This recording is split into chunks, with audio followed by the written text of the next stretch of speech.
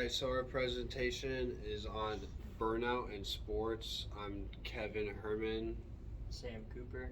Landon Jones. Burnout's when an athlete is just, he doesn't want to continue to play that sport, whether it's like overtraining or overuse injuries or just getting tired of it and not being interested in it anymore.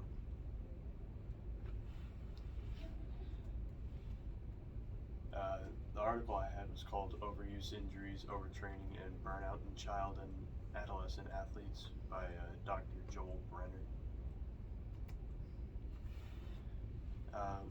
Dr. Brenner's article was about a whole bunch of different topics over burnout. The three main ones were overuse injuries, overtraining, and being a multi-sport athlete.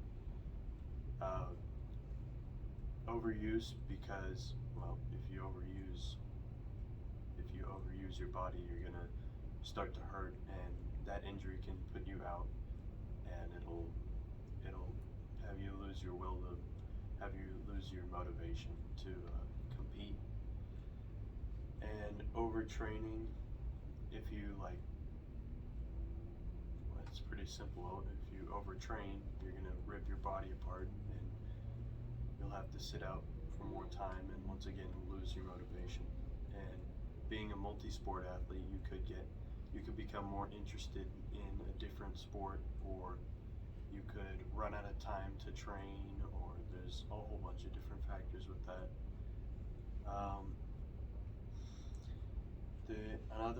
Another big problem is for like young distance runners, because of how much they run, and there isn't a whole lot of change in it, so they burn out fairly quickly.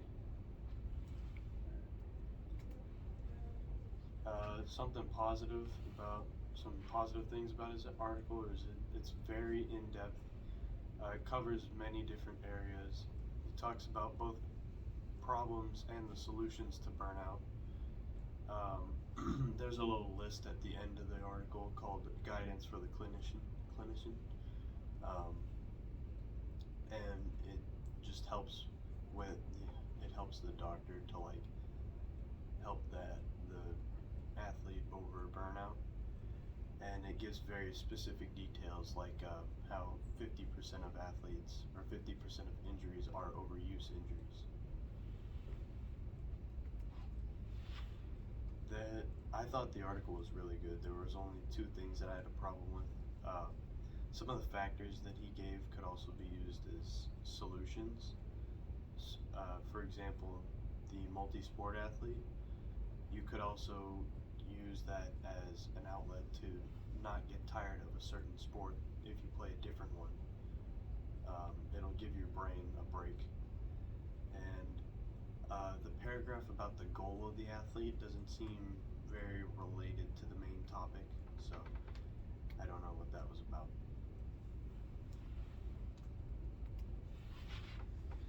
I did an article mainly describing the coach's perspective of how burnout can be effect on an athlete, how to prevent it early, how to determine when it's starting. My article was written by Thomas Reddick, Kevin Looney, and Kirk Venables. The summary of their article is it gave us a good understanding on why players with lots of potential will suddenly just find themselves hanging up the cleats early or losing passion for their sport. Theories have linked burnout mainly to stress, overtraining, and social and commitment issues. The article talks about ways to prevent that burnout. The authors developed a study and pulled out a conclusion from that study that showed us how coaches' views on athlete burnout.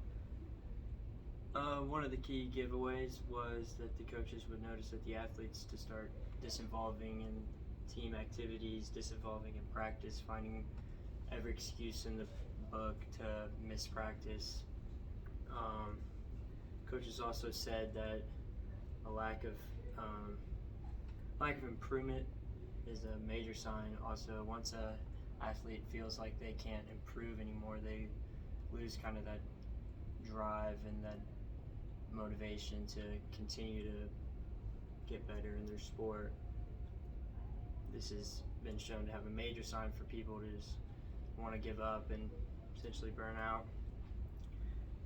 Parents also have a huge factor. Also, if your parents are not very supportive and they're more asking of how you did after an event more than how did that event make you feel. Like if it was a really fun event with your teammates, that's the main goal for how parents should reflect on being like an outside coach.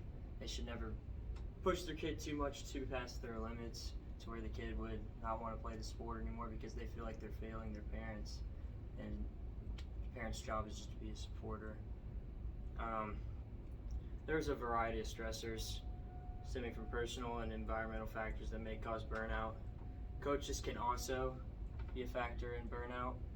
There's good coaches and there's bad coaches. Everyone knows over a long career you're going to have those coaches that bear down on you a little bit harder. That can be a good thing in pushing you, but it can also push you to your limits and make you not want to continue that sport. The pros that I took out of this were that the article goes into deeper than just the definition of burnout. It actually does a study on a group of swimmers and factors that were leading up to burnout throughout their careers and seasons with different coaches. The author provides us with a real life team and coaches, like I said, with the swimming.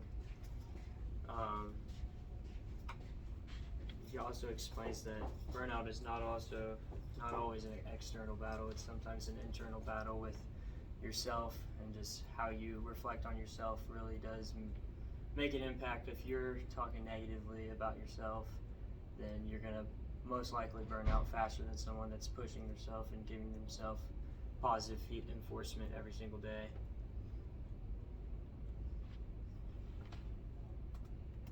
My only con to this article was that they did it on a group of swimmers, and I think maybe if they were to do it on a group of athletes that were maybe a little bit more skilled and had more of a potential to make a career out of their sport, just to see what type of like motivation factors are pushing those guys that are just right on the edge of making it to a pro level sport, unlike just a regular high school swimming team.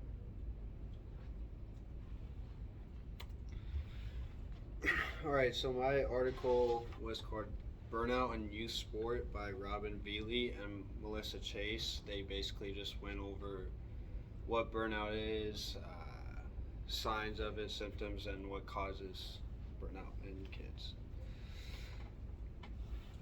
So the summary of the article is what is burnout? It's a negative psychological and physical state where athletes become disinterested of their sport, or they start feeling tired on just everything they do, especially their sport, or unable to perform good or not as good as they have been in the past. And burnout happens when one's emotional and physical energy are depleted concerning their sport. So like they no longer want to practice or play. They don't really want to do anything regarding their sport. They're just kind of trucking along, just doing it because they don't want to. They feel like they have to.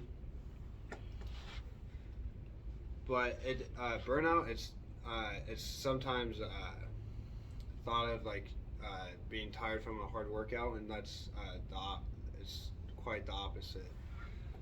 Being tired from a workout or a long week of competition is just being tired just from then. Burnout is having the feeling of just tiredness from the sport. You don't want to do anything with it anymore, not just your body's tired. And it goes as a much longer duration, and it's a negative feeling as a whole. And often when a young athlete becomes burnout, they start devaluing their sport. So they say things like, this isn't fun anymore, or I hate this, or why am I even playing anymore? I should just quit. Things of that nature. Another symptom of burnout in sports is lack of performance.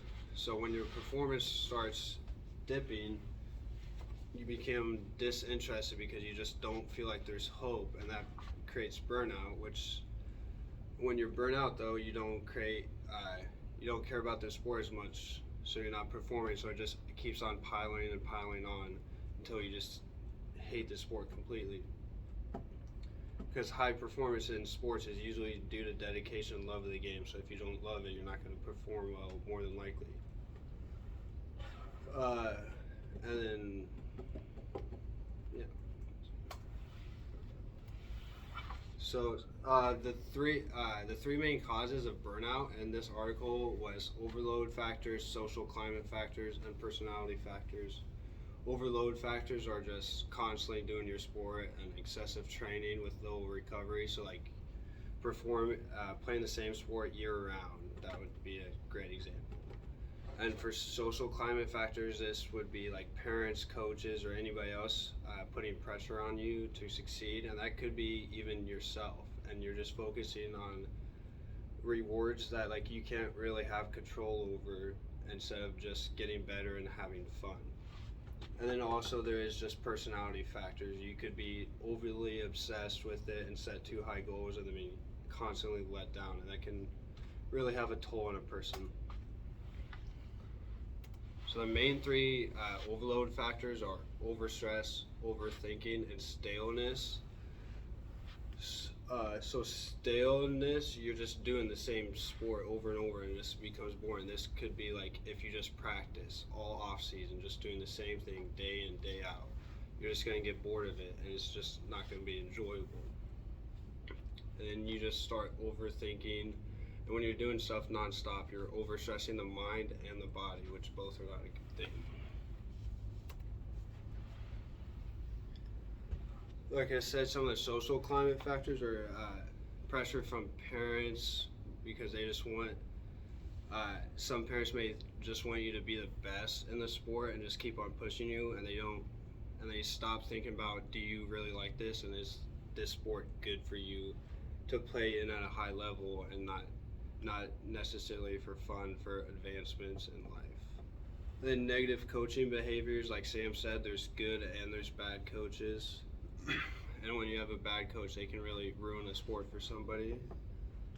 And then another social climate factor is feeling trapped in sports participation. So you might just feel like you have to, either that be someone else, or like in a college level, you feel trapped because they have your scholarship and you can't go to school without it. So you just feel trapped doing it, and you just have to keep on doing it, you feel like. And then the last one is lack of personal control, which is just not being able to control your emotions at all, just being too high, too low. Like one day of practice can send you to the moon and you're on top of the world, and then when you don't have that day again, you're just be let down, and you can't have a great day every day. So if you constantly get let down, you're not going to enjoy it anymore. And the last personality factors is just naturally being anxious and having anxiety. So that's if you have that, it's a battle for everything you do. And in sports, it's even worse because it's physically demanding, mentally demanding, and it can really wear out a person. So anxiety just piles on that and makes everything worse. And weak coping skills, that's another factor, because you're gonna fail in sports. So if you can't cope with failure, you're not gonna be happy, and you're more than likely not gonna succeed, and you could burn out. So that kind of builds off negative perfectionism, which is the next one, because you're not going to be perfect every time. Like, that's just not possible. So you're going to be let down again. And also with obsessive passion, if you and that obsessive passion kind of builds off the next one.